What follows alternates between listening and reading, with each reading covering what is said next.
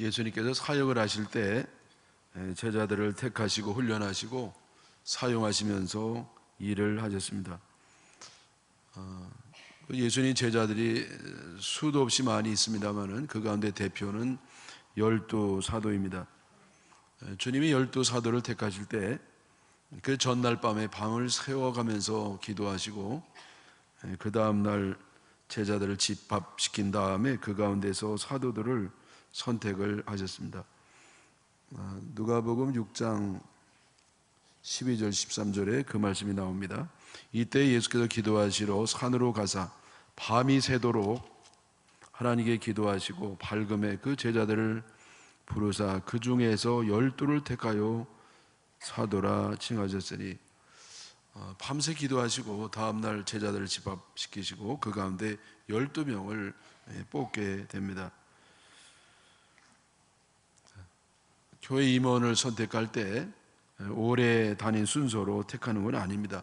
또 열심히 있다고만 해서 택하는 건 아니고, 물론 그런 것도 참고가 되겠지만은 기도하고 택해야 됩니다. 누구는 기도하지 않고 택하느냐? 맞습니다. 다 기도하고 하시는 건데 좀 다릅니다. 보통 기도하는 거 아니라 밤이 새도록, 기도가 필요 없는 주님께서도 밤이 새도록 기도하신 것처럼 충분히 기도하고 필요하면 철야도 하고 금식도 하면서 정말 이 택하려고 하는 일꾼이 하나님이 세우려는 사람이 분명한지 응답을 받고 택해야 될 줄 믿습니다.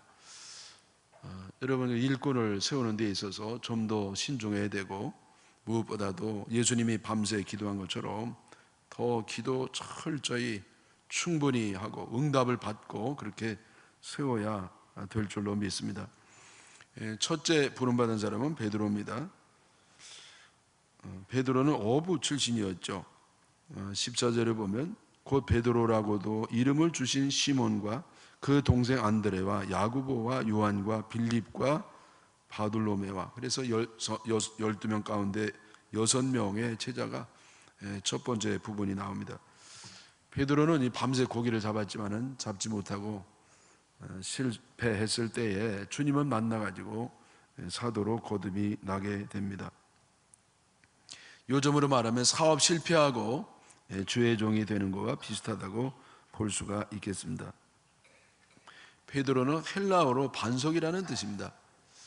베드로가 예수님 함께 있을 때 주는 그리스도시요 살아계신 하나님의 아들이니이다, 이렇게 고백을 했을 때 주님이 그 말씀을 들으시고 반석이라는 이름을 주셨습니다.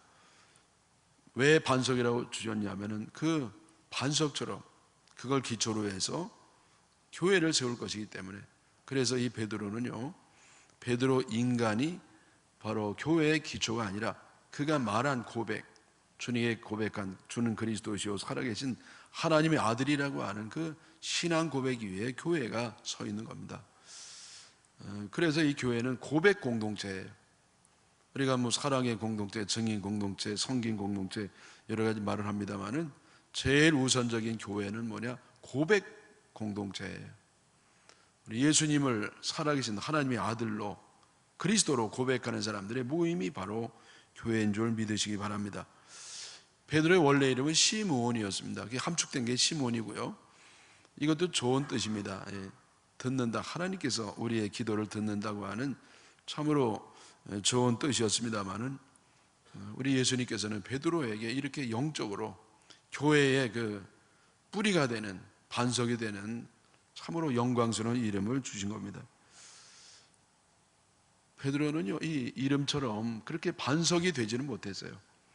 반석처럼 단단하고 든든하고 견고하고 변함없이 주님을 섬기고 따른 게 아니라, 베드로의 삶을 보면은요, 큰 소리 치면서 주님을 배신하고 흔들리고 연약했던 그런 모습들을 볼 수가 있겠습니다.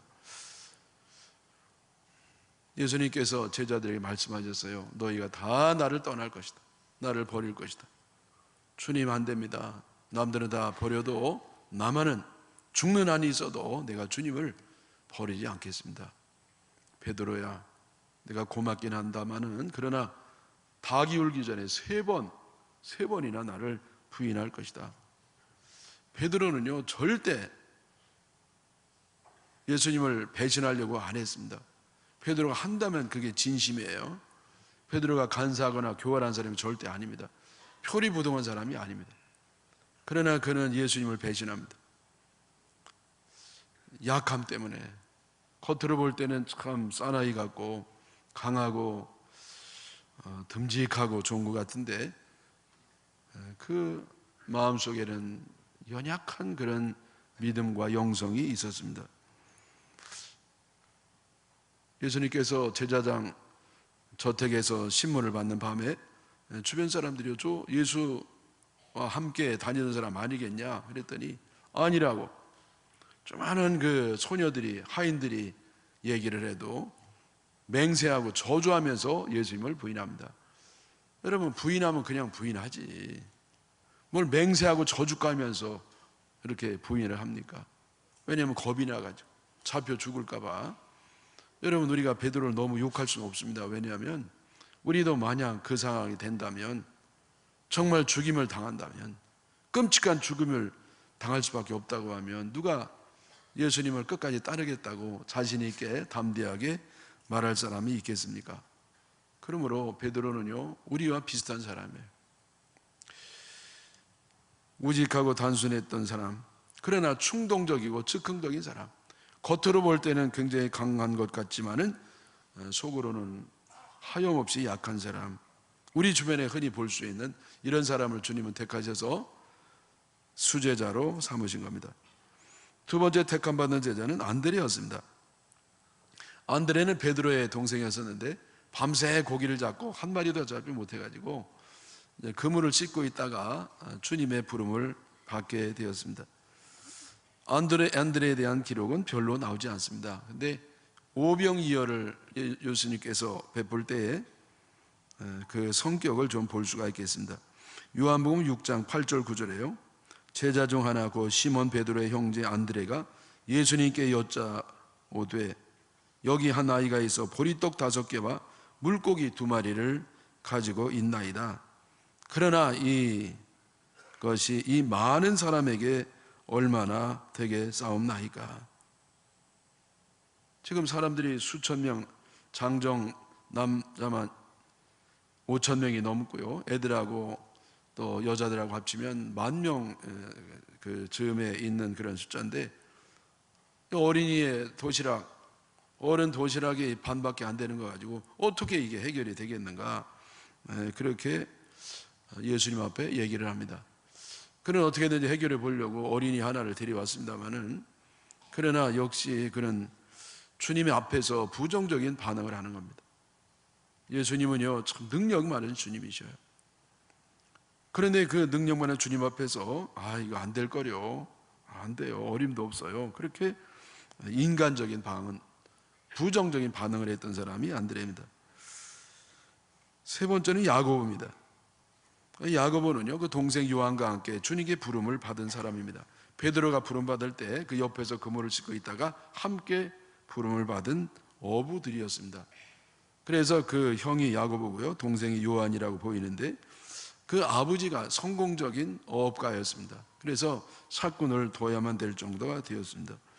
근데 이 야고보에 대해서는요 특이한 사항이 뭐냐면은 12 제자 가운데 최초의 순교자가 됩니다. 베드로도 있고 요한도 있고 그랬습니다만은 그런데 최초의 순교의 영광을 얻은 사람은 바로 야고보였습니다.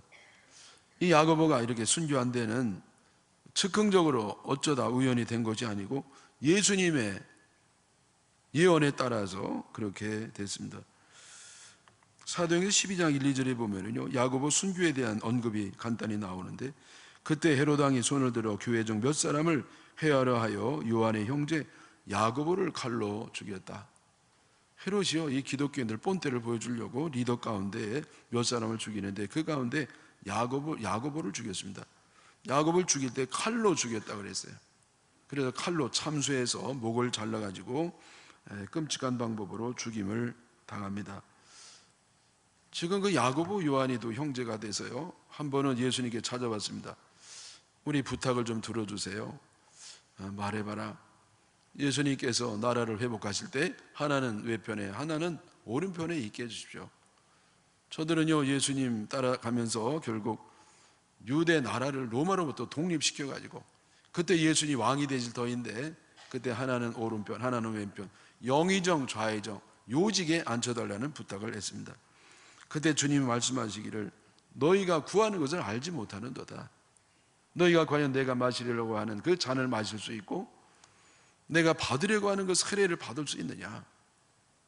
우리 예수님 말씀은요, 예수님처럼 고난의 잔을 받을 수 있고 그 십자가의 그 모진 고난을 통해서 포효를 흘리는 그런 세례를 받을 수가 있겠는가, 그런 말씀이셨는데, 그 야고보는요 그냥 이렇게 답을 하는 겁니다. 마가복음 10장 39절에 저희가 말하되 할 수 있나이다, 할 수 있나이다. 우리가 그걸 마실 수 있습니다. 그래서 그렇게 큰 소리 친 거에 따라서 야고보는 사도 가운데 가장 먼저 순교하는 사람이 됐습니다. 물론 기독교 역사상 가장 최초의 순교자는 집사님 스데반이었어요. 그런데 사도 가운데 최초의 순교자는 야고보가 순교를 당합니다. 여러분, 이것은 불행한 일이 아니에요. 물론 인간적으로는 참 불행한 일이고 안 된 일입니다만은, 그러나 12 제자 가운데 최초의 순교가 되어야 되는 그런 영광을 얻게 된 줄 믿습니다. 이 야고보 동생이 요한입니다. 요한은 또 아주 유명한 사람인데 사랑의 사도로 유명합니다. 예수님이 가장 사랑했던 제자였고, 그렇기 때문에 그런 받는 대로 입력된 게 출력이 된다고 사랑을 가장 많이 했던 사랑의 대명사 세례 요한이 되는 겁니다. 예수님께서요 십자가에 달려 돌아가시기 전에 요한이 그 옆에 서 있는 유일한 남자 제자였습니다. 그래서 요한에게 예수님께서 부탁하신 겁니다. 여기 어머니를 너에게 맡긴다. 이제부터 이 나의 어머니가 너의 어머니가 될 것이다. 그래서 이 요한은요 예수님 어머니 마리아를 데리고 저 수아시로 에베소에 가서 목회를 했는데, 사랑의 목회를 합니다. 12제자가 다 순교를 당했는데 요한만은 오래 살면서 하나님의 사명을 감당합니다. 그 남보다 더 이생에서 장수의 복을 받았다는 뜻이 아니고 하나님의 사명이 있기 때문에 그런 사명을 감당하느라고 그렇게 하나님이 살려주신 겁니다. 여러분, 사명이 있는 한 하나님은 그를 살려주십니다. 우리 죽고 사는 것은요 내가 염려한다고 되는 거 아니고 하나님께 달려있기 때문에 어떤 일이 있어도 두려워하지 마시고 사명을 잘 감당하시기를 바랍니다. 반모섬에 귀양 가 있으면서요 거기서 요한복음을 기록했고 요한 1, 2, 3서를 기록했고 또 요한 계시록을 기록을 합니다. 깊이 기도했습니다. 거기서 오래 기도했습니다. 주님의 계시를 받아가지고 그렇게 귀한 하나님 말씀을 기록하는 은혜를 받게 되었습니다. 여러분, 그 동명이인 요한이 참 많아요. 근데 그 가운데 마가 요한이라는 사람이 있는데 이 마가 요한은 사도 요한과 함께 전도여행하다가 그냥 도중하차합니다. 마가 다락방 주인의 아들이었고 부잣집 아들이라고 그런지 고생을 안 해봐서 그런지 전도여행하면서 도중하차하고 말았습니다. 그런데 이 마가 요한도요 마가복음을 기록하고 하나님 앞에 크게 쓰임받는 훌륭한 일꾼이 되어지는 겁니다. 그 야고보와 요한에 대해서 그 성품에 대한 기록이 마가복음 3장 10절에 나옵니다. 다른 제자들에 대해서는 내용이 없습니다만은 이들의 성격에 대한 얘기가 나와요. 그 정도로 성격이 유별난 성격이었습니다. 또 세베대의 아들 야고보와 야고보의 형제 요한이니 이들에게는 보아노게 곧 우레의 아들이란 이름을 더하셨으며 그랬습니다. 그래서 예수님께서 이들에게 별명을 지어주었는데 그 별명이 뭐냐면은 보아노게. 이 보아노게는 뭐냐면은 우레의 아들이라는 겁니다. 우레의 아들. 요즘 우리식으로 얘기하면은 벼락이에요, 벼락. 성격이 벼락이에요. 그래서 참 못 말리는 성격입니다. 이 건드리면 안 돼요, 그 성격을. 왜? 벼락 치니까. 그런데 주님께서는 이런 성격적인 문제가 있는 사람을 택하셔가지고 사랑의 사도로 만드시고 또 최초의 순교자를 만드시고 그런 주님입니다. 다섯 번째는 빌립입니다. 이 빌립도요, 베드로처럼 고향이 베세다 사람입니다. 요한복음 1장 44절에 빌립은 안드레와 베드로와 한 동네 베세대 사람이라 그랬습니다. 여러분, 이 베드로 안드레도요, 원래는 세례 요한의 제자였다고 그래요. 그러다가 예수님 제자가 된 것처럼 지금 이 빌립도 마찬가지로 세례 요한의 제자였다가 예수님 제자였다가 세례 요한의 제자가 된 사람이라고 학자들이 추측을 합니다. 이 빌립에 대해서도 이 기록이 별로 없습니다만은 오병이어를 베풀 때에 그 성격이 좀 드러나게 됩니다. 요한복음 6장 7절에 빌립이 대답하되 각 사람으로 조금씩 받게 할지라도 200데나리온의 떡이 부족하리이다. 우리 예수님께서요, 일부러 빌립에게 물어봤습니다. 이거는 빌립에게만 물어본 거야 아니라 제자들 모두에게 이제 물어보게 되는데 그냥 시선이 빌립에게 가 있었던 것 같아요. 그래서 이 수많은 사람들을 어떻게 먹이겠느냐, 좀 사다가 먹여야 될 거 아니겠느냐, 어떻게 하겠느냐 그랬더니 빌립이 대답하기를 우리가 이게 사다가 준다 할지라도 조금씩 나눠줘도 200데나리온의 떡이 부족합니다.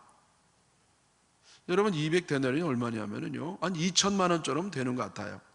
왜냐하면 한 데나리온은 하루 품삯에 해당된다고 보니까, 그래서 하루 품삯을 쉽게 한 10만 원 잡으면은요 10 곱하기 200 해가지고 2천만 원 정도가 된다 하더라도 부족하다 이거예요.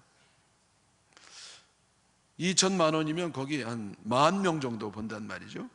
20세 이상 군에 나갈 수 있는 사람이 한 2,000명, 5,000명 되고요. 그리고 애들하고 여자들까지 하면 10,000명 정도 되는 것인데, 그래서 10,000명을 2천만 원으로 나누면 한 사람당 2,000원 정도로 돌아가요. 여러분, 2,000원 갖고 사 먹을 게 없지 않아요? 김밥 한 줄 정도 될까요? 그래서 이것 가지고는 굉장히 모자랄 수밖에 없는데, 그래서 이 2천만 원도 없지만은 어떻게 이 사람들을 먹이겠느냐, 그렇게 빌립이 얘기합니다. 우리가 보는 것과 마찬가지로 빌립은 계산을 잘하는 사람입니다. 계산하는 것은 믿음과는 맞지 않습니다. 사랑은 계산하지 않습니다. 신앙도 계산하지 않아요.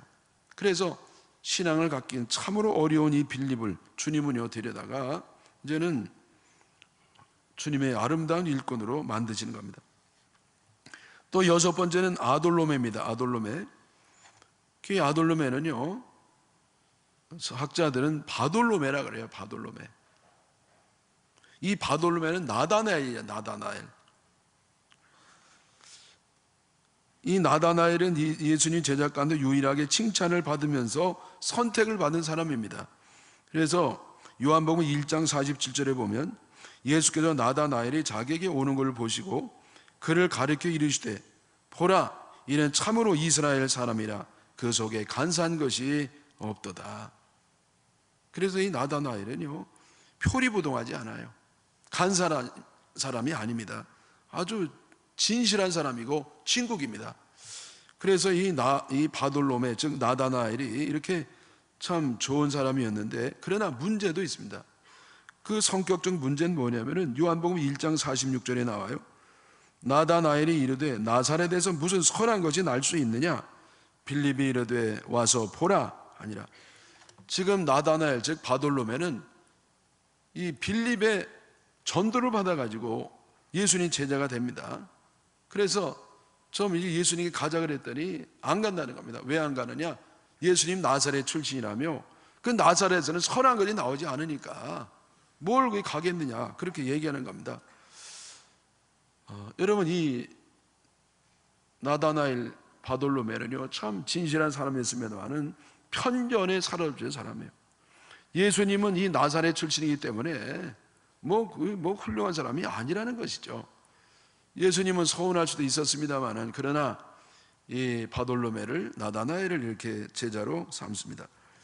또 7번째는 이제 마태가 나옵니다. 여기서부터 또 한 그룹이 나오죠. 누가복음 6장 15절에 15절 마태와 도마와 알포의 아들 야고보와 셀롯이라는 시몬과, 그래서 여기 4명의 제자가 또 소개가 됩니다. 7번째는 마태입니다. 마태는 우리가 너무나 잘 아는 것처럼 마태복음을 기록한 사람입니다. 이 마태복음 기록한 이 마태는요, 세리 출신이에요. 세금을 걷는 사람이고 당시에는 매국노라고 욕을 먹었던 사람입니다. 우리 예수님은 욕을 먹었던 사람을 성경을 기록할 정도로 존경받는 훌륭한 제자로 만드신 겁니다. 또 여덟 번째는 도마입니다. 도마. 이 도마에 대한 것은요, 요한복음 20장 24절 이하에 나옵니다. 12 제자 중 하나로서 디도모라 불리는 도마는 예수께서 오셨을 때에 함께 있지 아니한지라. 다른 제자들이 그에게 이르되 우리가 예수를 보았다 하니 도마가 이르되 내가 그의 손에 못자국을 보며 내 손가락을 그 못자국에 넣으며 내 손을 그 옆구리에 넣어보지 않고는 믿지 아니하겠노라 하니라. 제자들이요, 예수님 만날 때, 부활한 예수님 만날 때 이 도마는 어디 갔다가 늦게 왔습니다. 그래서 다른 제자들이 우리가 예수님 만났다고, 부활한 예수님 봤다고 충격을 받고 놀래가지고 너무 기뻐가지고 얘기할 때 도마는요 좀 실쭉했습니다. 왜냐하면 믿을 수가 없다는 거예요. 그래 내 눈으로 똑똑히 보는 것 갖고 안 되고 그 손을 못자국에 집어넣고 나서야 내가 믿겠다고 할 정도로 그렇게 의심이 많은 사람이었습니다. 디도모란 뜻은요 바로 아람어, 즉 시리아어로 쌍둥이라는 뜻이죠. 그래서 이 도마는 쌍둥이 출신이었던 것으로 보이는데 의심이 너무 많았습니다. 여러분, 의심이 많은 사람은 신앙 갖기가 어렵습니다. 근데 우리 예수님께서는 의심이 많아서 신앙생활하기 어려운 이 사람을 택해가지고 12사도를 삼게 된 겁니다. 다음에 또 야고보가 나와요. 이 9번째 야고보는 별 내용이 없습니다. 다만 알페오의 아들이라는 것만 나오죠. 여러분, 왜 아버지 이름이 꼭 나와야 되느냐? 왜냐하면요, 이때는 동명이인이 너무 많은 시대였어요. 그래서 아버지 이름을 대야 누군지 이렇게 알게 되기 때문에 야고보는 알페오의 아들이라고 나옵니다. 또 10번째는 셀롯인 시몬이 나옵니다. 여러분, 시몬도 많아요. 그래서 여기는 아버지보다도 셀롯을 말합니다. 왜? 셀롯이 더 사람들에게 깊게 새겨질 수 있기 때문에 그랬습니다. 셀롯은 열심당원이라는 뜻입니다. 열심당원. 독립운동가들이에요. 그래서 나라의 독립, 지금 나라가 로마의 속국이니까 이제는 나라의 독립을 이루기 위해서 열심을 했던 사람들이 바로 셀롯입니다. 요즘으로 얘기하면 무자헤딘, 이스라엘의 전사들이에요. 그래서 이스라엘 전사들이 몸에 폭탄을 두르고 자살해 가면서까지 자기 목숨을 내놓을 때에 용사가 되고 존경을 받고 알라신의 상을 받는 것처럼 이들은요 칼을 품고 다니면서 한 사람 죽이고 죽는 것, 자연사 하는 것은 명예가 없고 내가 죽을 때 한 사람이라도 죽이고 죽는 것, 그거를 명예로 생각할 정도로 엄청난 열성분자들이고요, 과격주의자들이고 폭력을 쓰는 사람들이고 어찌했든 나라의 독립을 이루려고 하는 사람입니다. 여러분, 이런 사람들은요 편하질 않아요. 이념에 물든 사람들은요 방법이 없습니다. 이단에 빠졌다든지 이러한 심각한 이념에 물들었다든지 이런 사람들은 변화가 없는 것인데, 예수님께서는 이런 셀롯 시몬을 데려다가 변화를 시키는 놀라운 역사가 나타나는 겁니다. 그 다음에 또 두 사람이 이제 마지막으로 소개가 되는데 16절이죠. 야고보의 아들 유다와 예수를 파는 자가 될 가룟 유다라. 그래서 여기 유다 두 사람이 나와요. 여러분, 예수님이 12제자 가운데 동일인이 세 부류가 있어요. 하나는 야고보가 둘이 있잖아요. 또 하나는 시몬이 둘이 있어요. 또 하나는 유다가 둘이 있습니다. 그래서 유다 11번째 그 유다는 야고보의 아들입니다. 그리고 12번째는 예수님을 판 가롯 유다가 됩니다.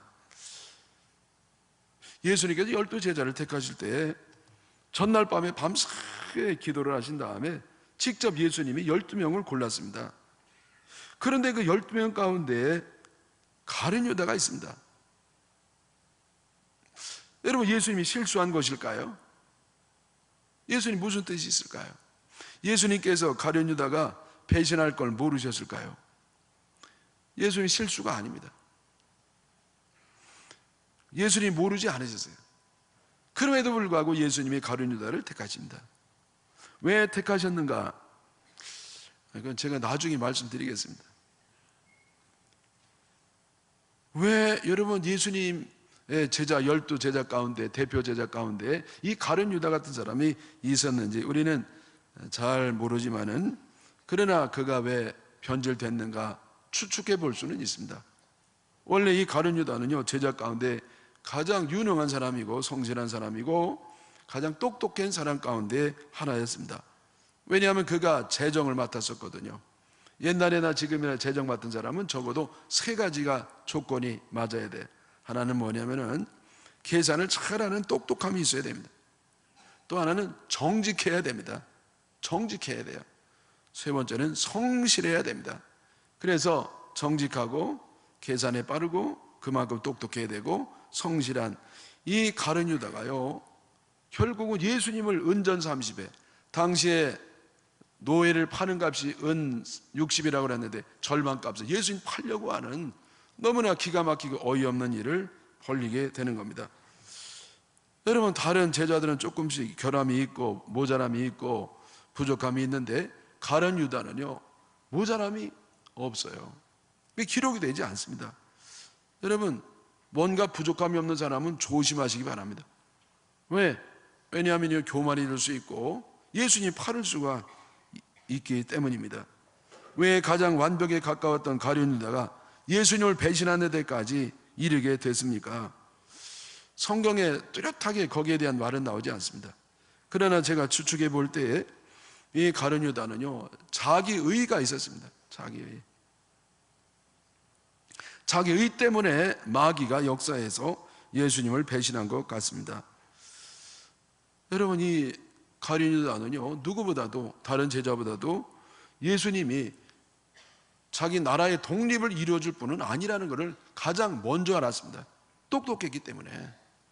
그래서 누구보다도 먼저 예수님의 정체를 알아차렸고 그리고 예수님에 대해서 실망을 했습니다마는 그가 예수님 팔아버리는 그런 일까지 벌리는 데에는 어떤 것이 결정적으로 작용했느냐? 예수님 발에 향유를 붓는 그 여인의 사건을 보면서 그렇게 느낀 것 같습니다. 예수님이요 그저 1년 동안 먹지 않고 한 푼도 안 쓰고 모아야만 되는 나드 한 근을 예수님 발에 부었습니다. 몇 천만 원에 해당하는 그런 돈을 붓습니다. 그때 이 가룟 유다가요 그렇게 얘기한 겁니다. 너무 훌륭한 얘기를 했죠. 저 아까운 걸 팔아서 가난한 사람 주면 얼마나 좋을까? 왜 이렇게 가난한 사람을 위해서 쓰지 않고 허비를 하는가? 그렇게 얘기를 했습니다. 여러분 제가 만약 그 가룟 유다 옆에 있다고 하면은요 제가 아멘 그랬을 겁니다. 아무리 예수님을 위해서 희생을 하고 드려도 그렇지 여러분 그게 적어도 한 3천만 원 이상 된다고 하는 것인데 그걸 가난한 사람 주는 게 낫지 않겠어요? 그걸 그렇게 몇 초 만에 허비하는 게 어디 있습니까? 그런데 그 다음에 예수님의 반응이요 가룟 유다의 마음을 너무 이렇게 놀라게 한 겁니다. 왜? 예수님이 뭐라고 했냐면은 내비둬라 그 여인 괴롭히지 마라. 예수님이 너무 잘한 것이다. 가난한 사람은 너희 안들 함께하기 때문에 다음에 기회가 있겠지만은 이 여인은 부지불식간에 내 장례를 준비했노라. 그러므로 이 여인은 비난을 받을 것이 아니라 칭찬을 받아야 되느니라. 내 이야기가 있는 것에는 이 여인의 이야기도 함께 들려질 것이다. 그러면서 여인을 굉장히 칭찬했습니다. 이때 가룟 유다는요 충격을 받은 거예요. 시험에 빠진 겁니다. 왜? 왜냐하면 이 예수님이 나라도 모르고 나라의 독립을 이루어야 될 텐데 독립을 안 해주고 나라도 모르는 사람이고 또 가난한 사람도 모르고 가난한 사람 위하지도 아니하고 그럼 누구를 위하느냐? 자기밖에 몰라요. 자기의 장래가 얼마나 귀중한 것이기 때문에 이렇게 그 귀한 재물을 허비하는 것을 칭찬할 수 있나? 그러면서 이 가룟 유다는요 자기 논리, 자기 의로 예수님을 오해하고 그때 마귀가 싹 들어간 것 같아요. 그러면서 예수님을 팔아먹는 데까지 나가는 겁니다. 여러분 예수님 팔아버리는 것은요 제정신으로 안 되는 것이죠. 마귀가 들어가서 예수님 팔아버리는 겁니다. 네? 결론적으로 말씀을 드릴 때 예수님 제자들 대부분 결함이 많은 사람이었습니다. 평범한 어부들, 아니면 부자 출신이라 하더라도 명예욕이 있는 사람들, 욕먹는 사람, 의심 많은 사람, 계산적인 사람, 편견 있는 사람, 신앙 갖기에는 합리적인 사람, 성격이 벼락 같은 사람, 감당하기 어려운 사람, 여러분 이런 사람들을 주님이 부르셔가지고 이들을 훈련시키시고 성령을 부어주시고 그러면서 이들이 위대한 사도로 거듭나게 됩니다. 여러분 간혹 교인 가운데 그런 말씀을 하는 분이 있어요. 교회 어떤 사람을 직분자로 세우려고 하면서 그렇게 말씀을 하시죠. 목사님, 이분 한번 세워보십시오. 지금은 좀 우리 매뉴얼에 따르면 좀 부족함이 있지만은 그러나 세워놓으면 그저 이렇게 잘 클 겁니다. 그러니까 그냥 세워주시죠. 여러분 그 얘기가 일리가 있지만은 그러나 성경에 보면은요, 성경과 달라요. 성경을 어떻게 되었느냐? 주님이 이들을 선택하셔가지고 그 다음에 훈련을 하셔요.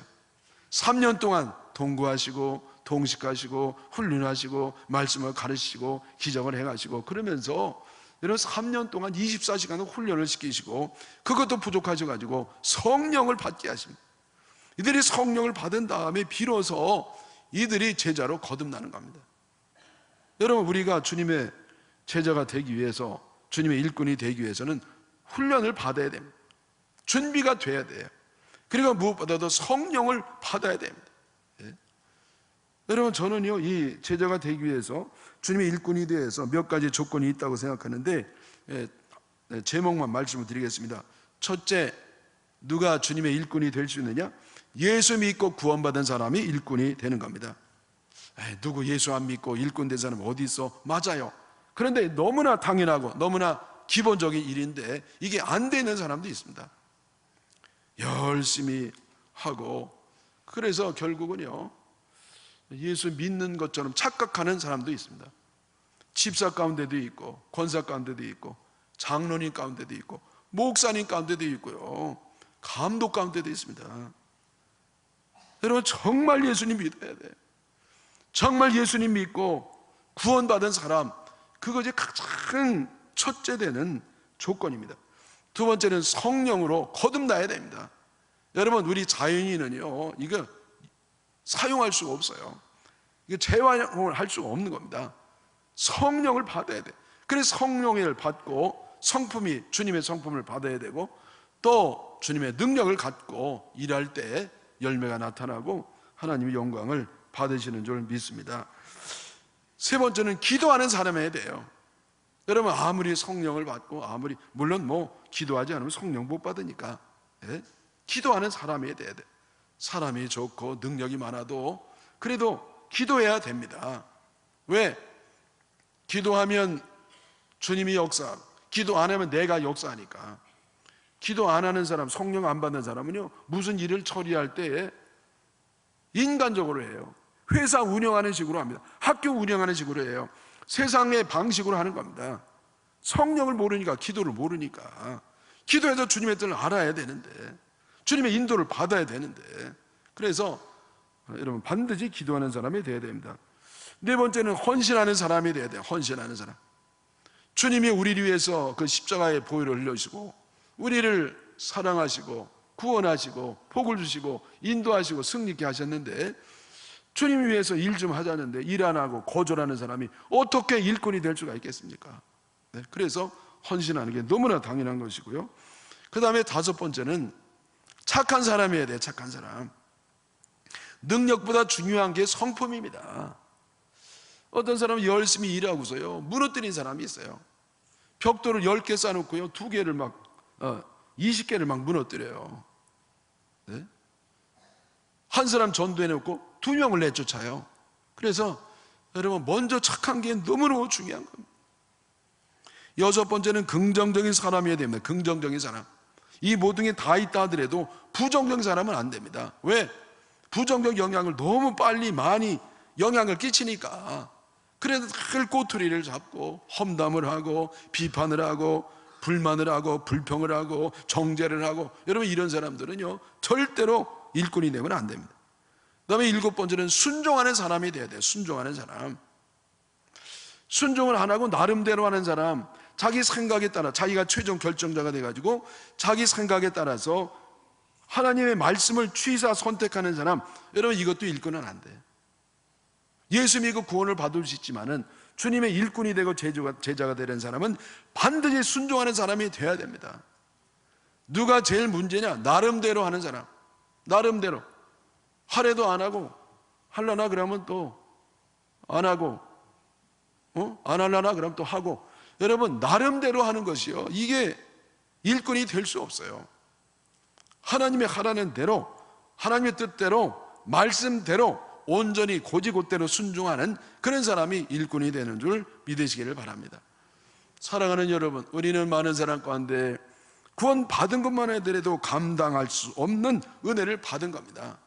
그러나 주님의 또 열애 하나, 또 다섯에 하나 택하셔서 우리를 일꾼으로 삼은 겁니다. 이건 감당할 수 없는 은혜죠. 우리가 훈련을 잘 받아야 되고 성령 받아야 되고 쓰임 받아서 하나님 앞에 크게 영광 돌리시기를 주님의 이름으로 축원합니다.